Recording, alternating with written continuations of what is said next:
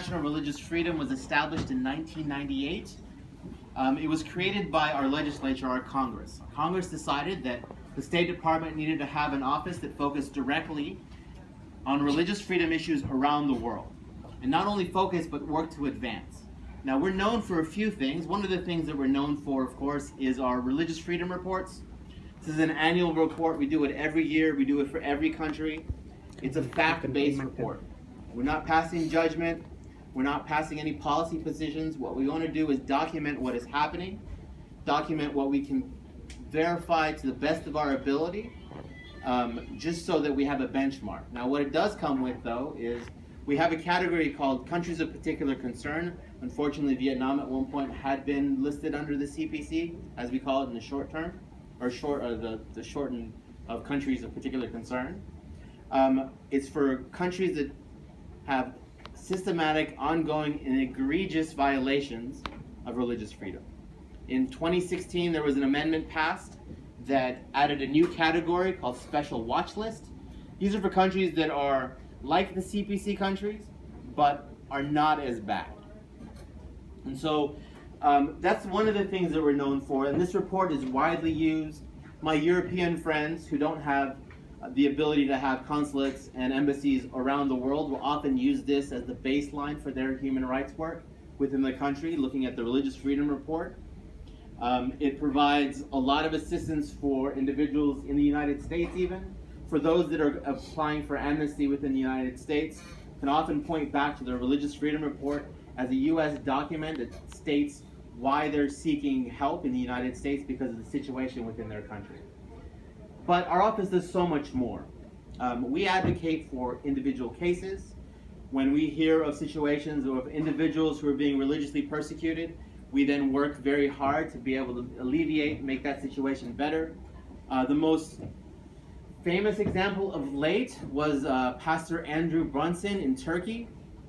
He received a great deal of support from the U.S. government up to the highest levels. We advocate for not only American citizens, but for others that are being religiously persecuted and trying to find ways to support them. We also work on a more macro scale or large scale. Within the State Department, we are tasked with making sure that religious freedom is considered when we're making our foreign policy. In this administration, you have seen every administration will put out what they call their national security strategy. This is the framework in which they want to view what they view as their core values, and they kind of spell it out. For the first time in our national security strategy, there is language that talks about religious freedom specifically as being a core American foreign policy. So our office also engages on that very important issue within internal state deliberations as we advocate, as we create foreign policy priorities around the world. Yes, please. Thank you. Nonetheless, so that's what our office does. We are focused, we have country officers that work on individual countries. In fact, we are right now 42 people working on religious freedom. This includes a multitude of officers working on the report itself. These are editors that compile information, that work to get sure that we have the proper stuff that's in that report. In fact, we're working on that report right now for the next year, as well as regional teams. And then finally, we have Ambassador Sam Brownback is our ambassador at large for religious freedom. Ambassador Brownback has a very interesting story. He was a congressman in the United States Congress. He became a senator in the Senate. He then became a governor of a state of the United States in Kansas. And then he had been, throughout his political career, heavily working on religious freedom issues. And when he was appointed as an ambassador at large for religious freedom, he has said very publicly that this, he feels, is the most important job he's ever held. More so than when he was a governor, more so than when he was a senator, more so than when he was a congressman. That the work he's doing right now, advocating for religious freedom for all groups, including the right to not believe, is the most important work he's done in his professional career. And so we're very, very lucky to have him. He is a very close friend of the vice president, is engaged with the president. He comes from the same state as the Secretary of State, Secretary Pompeo. They both know each other quite well. And so we find ourselves with an ambassador who is very, charged. It's a very passionate issue for him that religious freedom be a core foreign policy priority for not only the United States, but also to advocate with our friends and partners around the world to expand religious freedom. Now, I would love to hear from you. I don't want to talk at you the entire time. It made me very, very happy to have a conversation. I'm open to any and all questions. I will do my best to answer the questions. Now, there's some things that I may not know. Thankfully, I have one of my colleagues, Mariah, in the back, who may be able to help me out. If I am unable to answer a question, I will make sure that we get your contact information and we'll be able to forward to you afterwards as well. While I've been working on the office for quite some time, I cannot say I know everything, but I will do my best. So now comes the most difficult part of this. Who has the courage to ask the first question?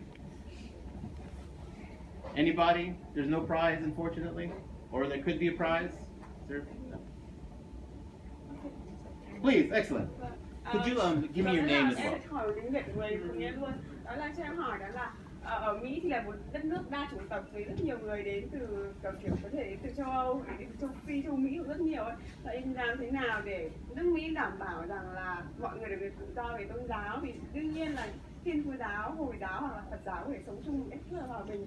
Điều biết là Mỹ là một nước kiểu nó rất nhiều chủng tộc. So America is a multi-ethnic country with people from all over the world, different places in the world, and so many different religions. How can you make sure that these religions, Protestantism, Catholicism, Buddhism, Muslim, can live together in harmony? I think it's a great question, and thank you very much for the first question. So yes, the United States is over 300 million people with multiple ethnic groups, multiple religions, all coexisting together. One of the things that we espouse in the United States is not religious tolerance.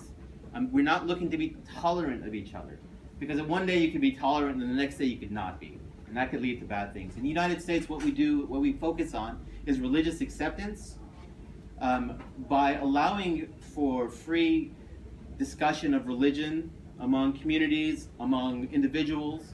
What ends up happening is you have vibrant debates. So in university, for instance, I had Muslim friends and Christian friends and Jewish friends and Buddhist friends, and we would discuss.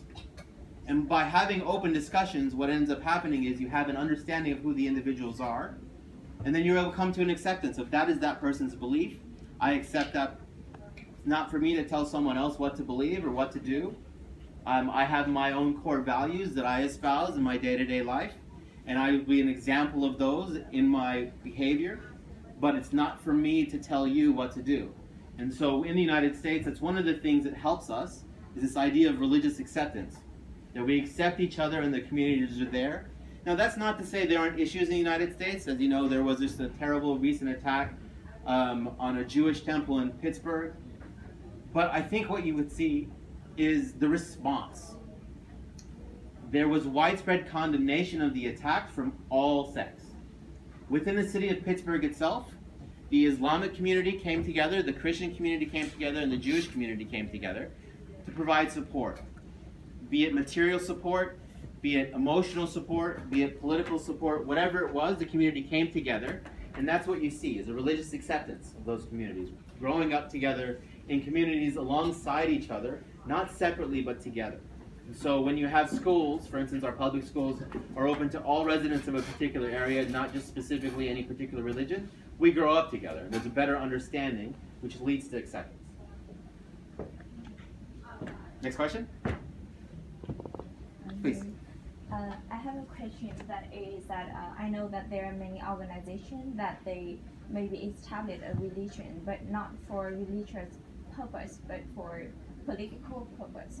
So it's a difficult question to answer because they claim that all the thing they do is help people to have a better life, but the real purpose of them is to destroy the current political system.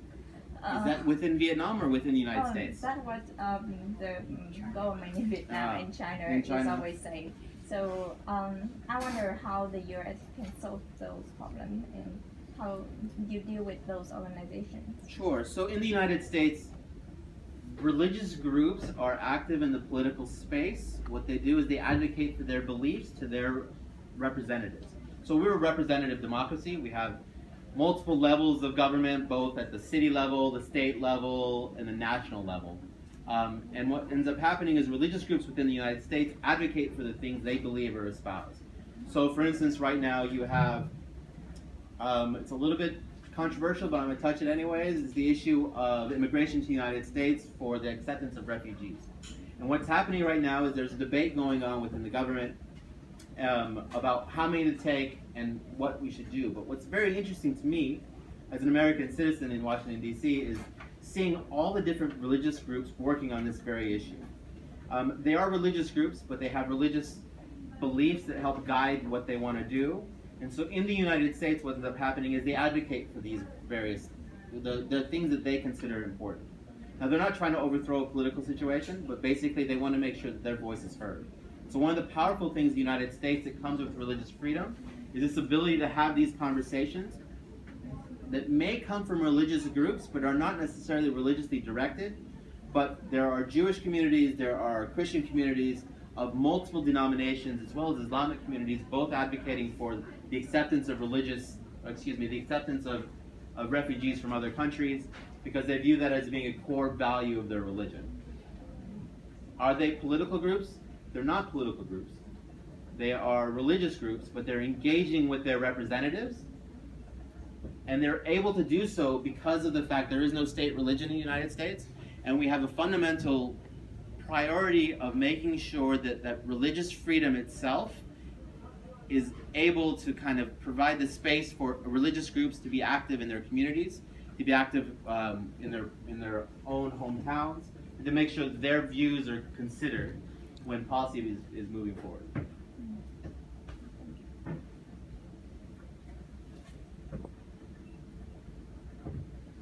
Next question, please.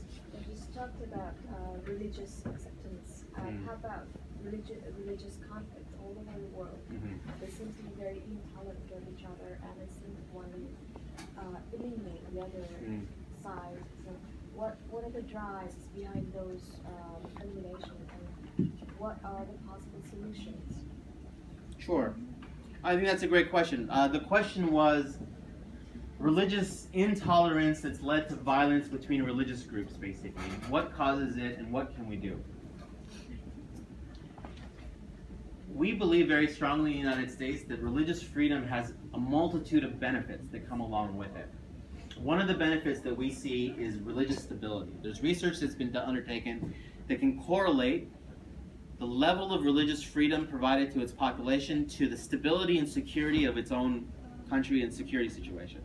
And that the higher the religious freedom, the higher the security. And so what you're finding is in a lot of places where there is no religious freedom, there is no ability to have these discussions, you're going to see high levels of insecurity because the religious freedom level is very low. In the United States, we have also seen that the more religious freedom you have, the higher level of security comes about, and I'll tell you the reason why, I believe. What ends up happening is when you have religious freedom and you have the ability to have debates, these aspects of people who espouse religious intolerance, who espouse religious violence upon others, become marginalized. Because there's an open discussion among the faith communities and within the faith communities. And so what they quickly discover that there is that the number of voices that speak out against the violence far outweigh those that are trying to instigate the violence. And so by providing religious freedom in that space, giving them the ability to have these discussions, you can mitigate that factor. As far as places that don't have religious freedom, that's one of the things that we're working on as the U.S. government, is to espouse that, to make sure that religious freedom is considered, that it is protected, that it is promoted. And we've done a lot of things to help do this. In July of this year, we held the first ever religious freedom, a ministerial to advance religious freedom. Over 80 countries, multiple multilateral institutions like the EU or the OSCE, European Union, among others, and the United Nations all came out. And what we did was we invited over 1,000 civil society representatives and religious leaders to come to Washington, D.C. We invited foreign ministers, and we had over 30 foreign ministers come visit to talk about religious freedom. about talking about not only religious freedom, but protecting and then promoting religious freedom. And so we hope that through these discussions, we will help in the long term and the short term eventually improve the situation in these countries. And we hope that security will come about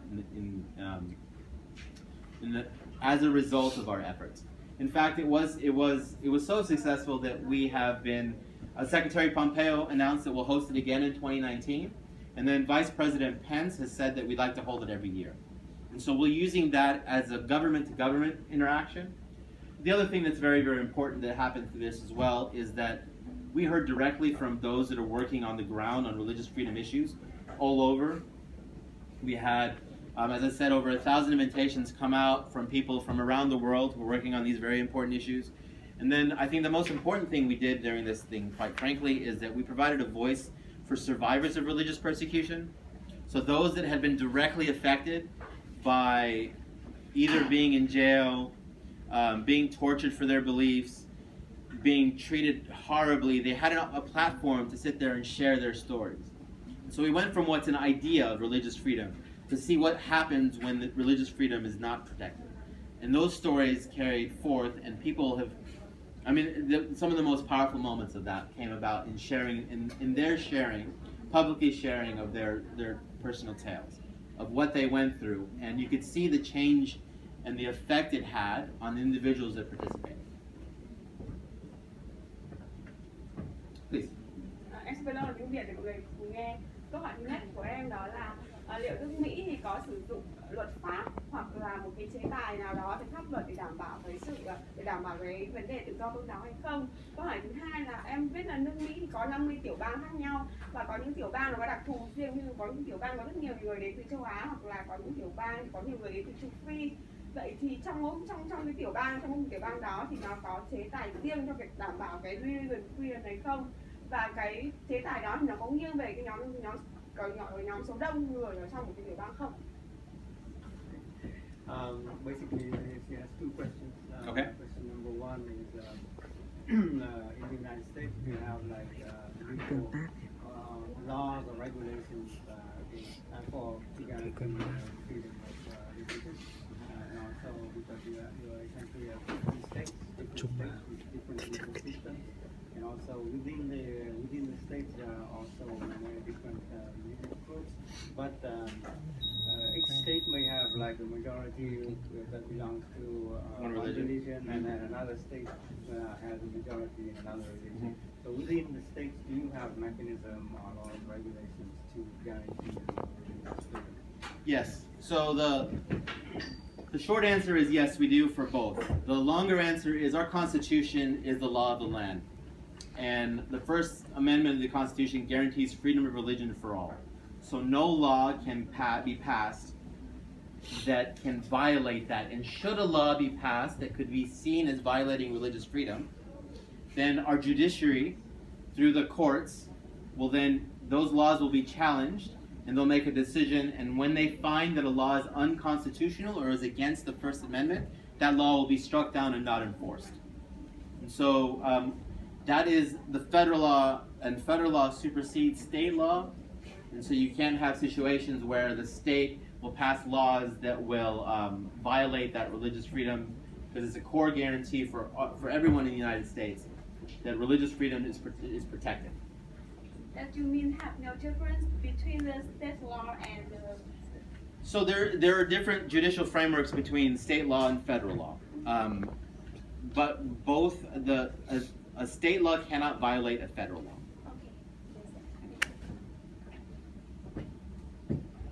Anyone else?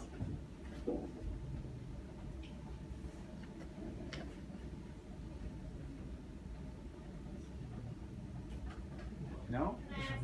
Please. Why did you come to Vietnam? Why did I come to Vietnam? So for a multitude of reasons. This is my second trip to Vietnam, actually. I came in 2009 with my wife after we were married on a honeymoon. We spent 3 weeks in Ho Chi Minh, Hanoi, and then actually went to Ha Long Bay. This was before we had children. And I fell in love with the country. It's such a beautiful place. I'm very pleased to be back. Now I'm back for professional reasons, which is both nice, and also I wish I had more time to go do some of the things that I did previously. But we're back this time because the United States cares very much what happens in Vietnam. This is a very important partner for us. We want to make sure that the religious freedom as well is protected. There's been some positive movement in Vietnam. It does unfortunately have a negative history, and we're looking to make sure that that momentum that came from the changes that created a bit more space is continued, as well as certain other steps are taken so that we can guarantee freedom of religion for all Vietnamese as well. So that's why we came. We're here unfortunately for only a week, but nonetheless it has been a fantastic week so far. Please. Have you been to Taipei? Have I been to Taipei? Not And yet. see and talk about it.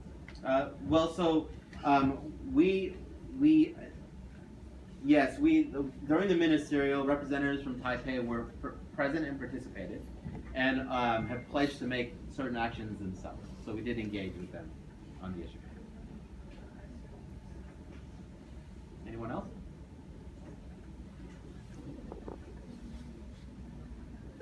Well, thank you. You honor me by coming. I'm glad that we were able to have this discussion. I'll be around for a few minutes afterwards if anybody would want to come and you shake a hand or have a question they don't want to ask a particular large group. I appreciate you guys all coming. It makes me very happy to see so many smiling, particularly young faces as well that are engaging on this. It fills me with hope as well to see youth around the world engage on very important issues such as religious freedom. So thank you very much.